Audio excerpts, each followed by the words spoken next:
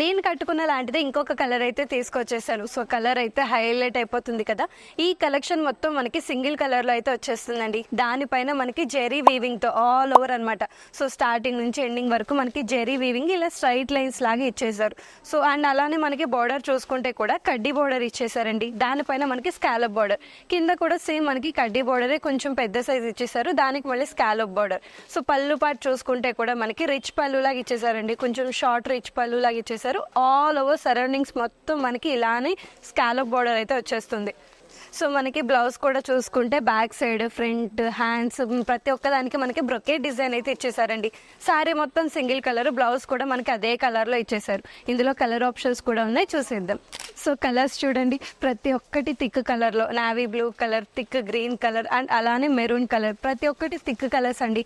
Only శాంపిల్సే చూపిస్తున్నాను. So నేను కట్టుకున్న దానితో కలిపి మొత్తం మీకు 5 కలర్స్